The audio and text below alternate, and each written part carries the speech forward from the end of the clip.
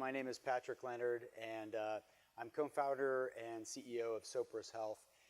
And we are the maker of Sopris Assistant, which is a digital assistant for clinicians that automates their documentation. So we've been doing a lot of work in the area of voice and other applications to really improve how documentation is done in healthcare. And I'm going to go through a really simple formula here. I'll do a quick intro to tell you a little bit about who we are, so you kind of understand the context and where we come from. And then lessons learned. So this is about 3 big lessons that we've learned in the time that we've been doing this, and hopefully these lessons will be helpful for you as you do your various different projects. They've been hard-won lessons. I had a lot less gray hair when we started this, so we've really been working hard to learn these things. And it's really about who, what, and how around using voice and AI for clinical documentation. So introduction, Sopris Health is, as I mentioned, is a company. We're based in Denver, Colorado, and it's a company whose mission is to make clinical documentation easy for everybody and really reduce and remove the burden and most of the time it takes to do documentation. And really our broader vision is something that we call intelligent clinical operations. And really what we're working toward is a platform-based in voice and AI that enables healthcare providers to rethink how they deliver care, not being tied to a PC computer and a desktop and a mouse and all those kinds of things. So that's really what we're working toward. And as we've been, going through this journey, the first lesson that I want to share with you is in the area of who. And by this, we mean whom are we serving, right? Who are we trying to help? And I think you all are probably familiar with this problem statement that clinicians are spending 50% of their day doing documentation. 50% of their day doing documentation. That's a number that's come out of multiple studies. And they're spending barely over half that with patients. Right? So I think most people would agree that feels pretty backward. And the cost to the industry is massive, $750 million.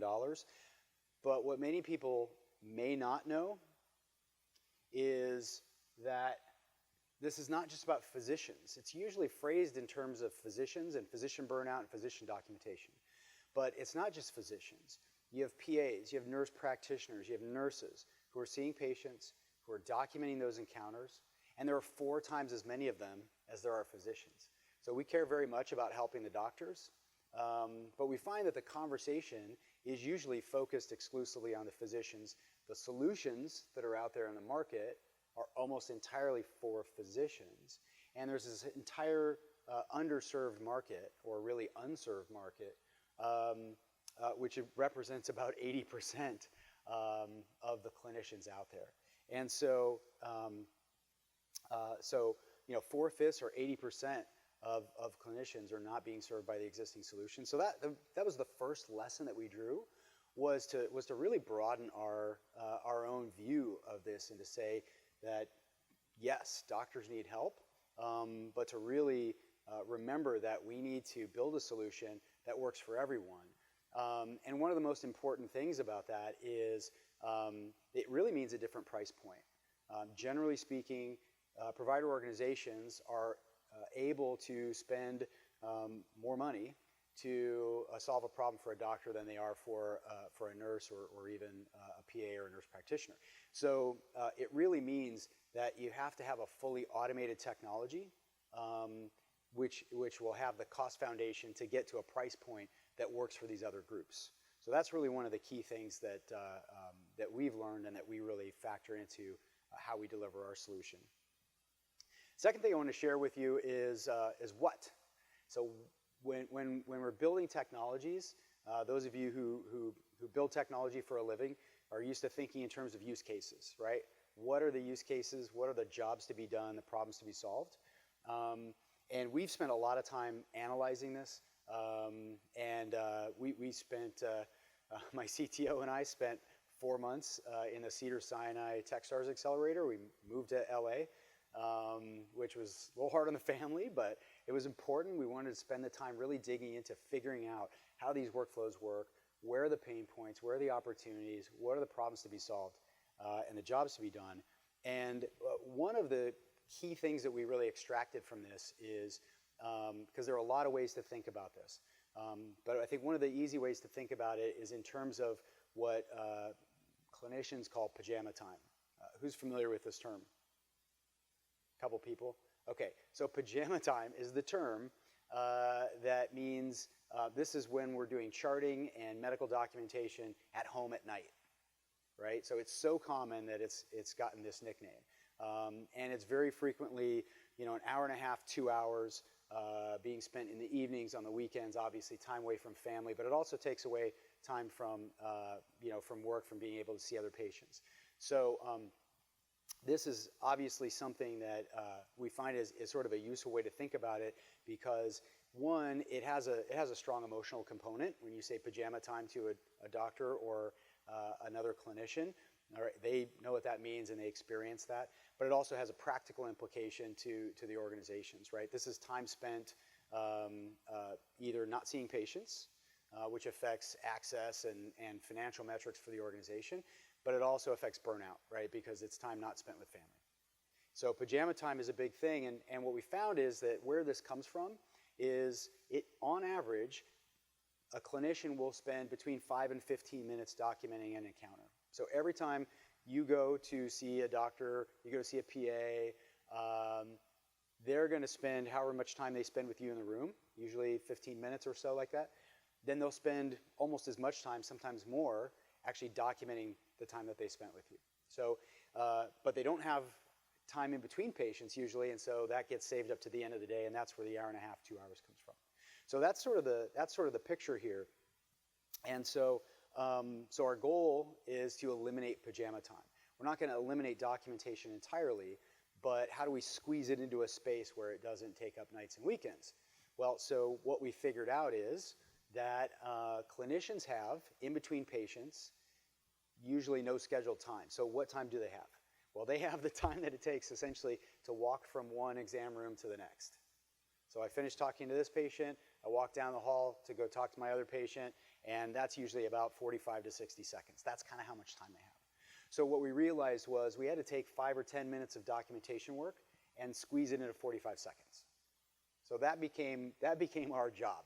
That was the mission that we took on. And so second lesson, to get rid of pajama time, you got to squeeze 5-10 minutes of documentation work into 45 seconds.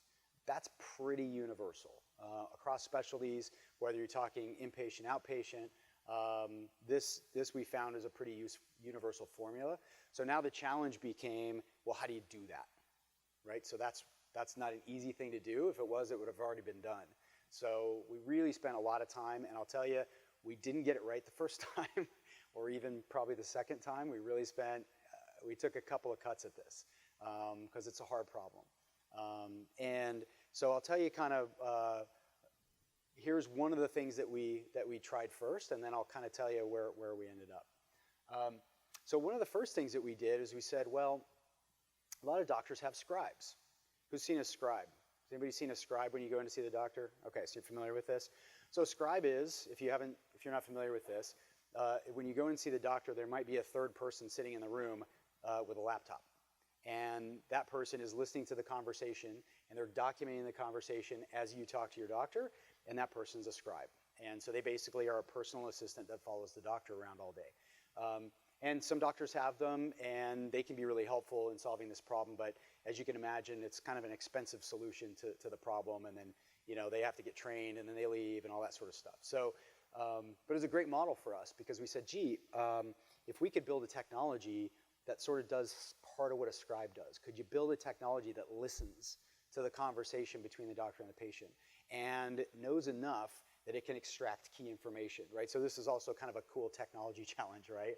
Wow, could you build a technology that would stream the audio and it would understand enough about this type of conversation that we could extract information out, and it would know when the doctor's talking about the medication, it would know when the doctor's talking about the history or the treatment plan, or when they want you to come in for a follow-up appointment, and would also know when the doctor's asking you questions about how are your kids doing, right? And it would be able to parse all that out and understand it. So we did this. We built this technology. and it worked well. We used it live in clinics. We actually had paying customers using this every day with their patients. 5,000 is actually a little low. It's more than that. It's been used live in a lot of visits. Actually, we still have some users who are using this technology who are in the process of moving over to our new version. Here's what we found. So we did this based on an iPhone. It worked well. As you can see, we were testing it at about 91% accuracy. For a machine learning NLP technology, that's a good number, right? If you ask your technologist, that's a really good number.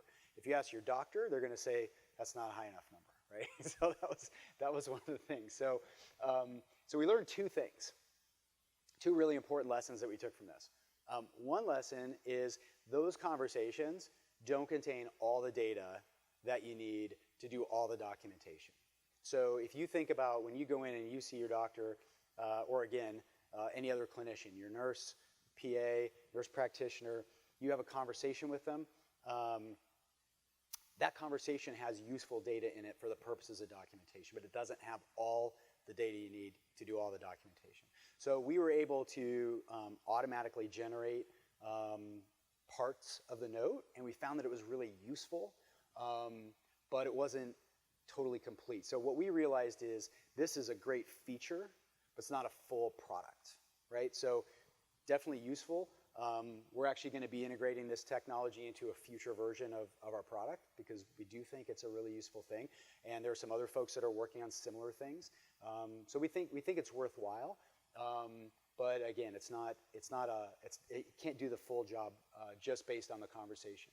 Second thing we learned is that 91% accuracy is a great number for machine learning technology. It's not a great number for a documentation solution unassisted.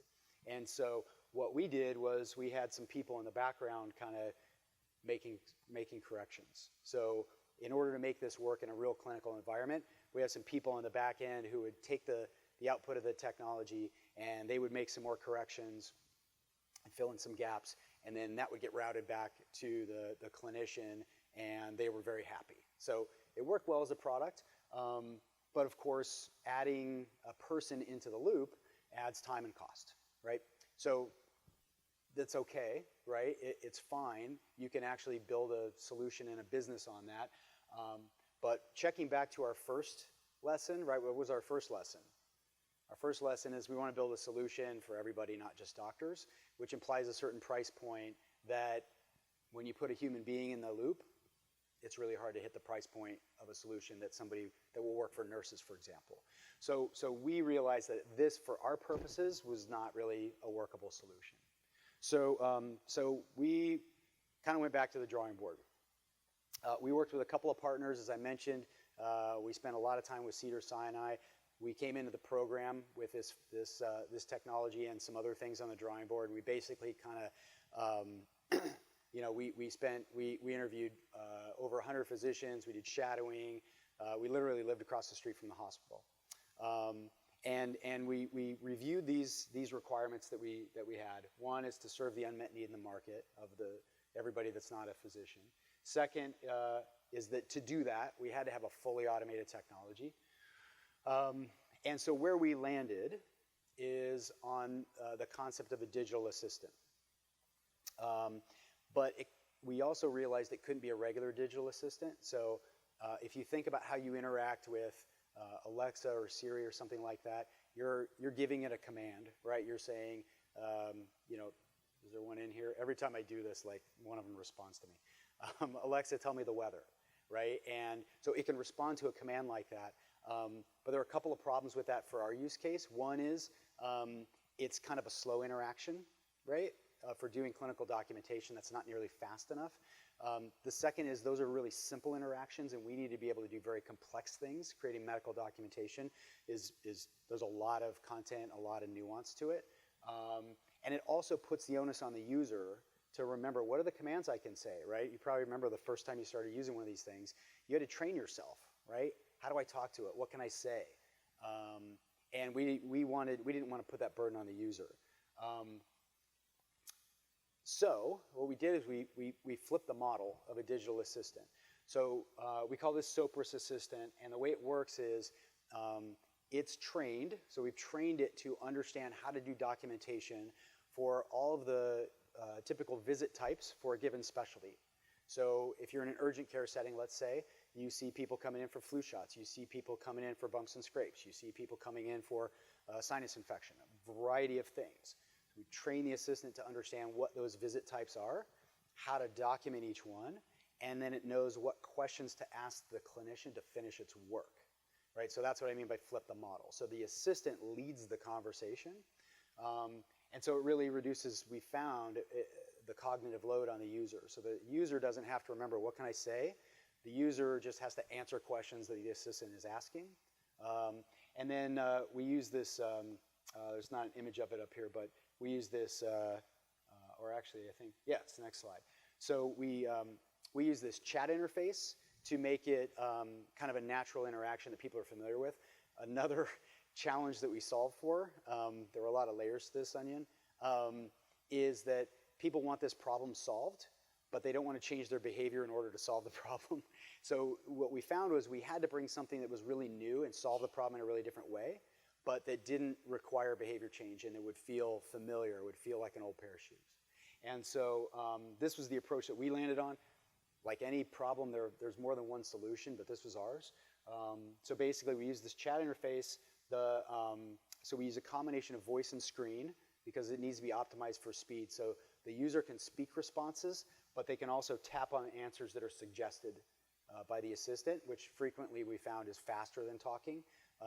In some cases, if you want to add a lot of information, speaking is a great way to respond. And the user basically, for each one of these questions, can decide how they want to respond. So lesson 3, we have found, and I'll tell you that there were times when we were wondering if this was going to be the case, but we found that it is possible to hit this target with a particular type of digital assistant. As I said, there are, I'm sure, other ways to do it, but this is the approach that we landed on. So just to recap, you know, first thing that we learned is 80% of the people are sort of forgotten about. And those are, you know, in addition to the physicians, these other healthcare providers that we all depend on.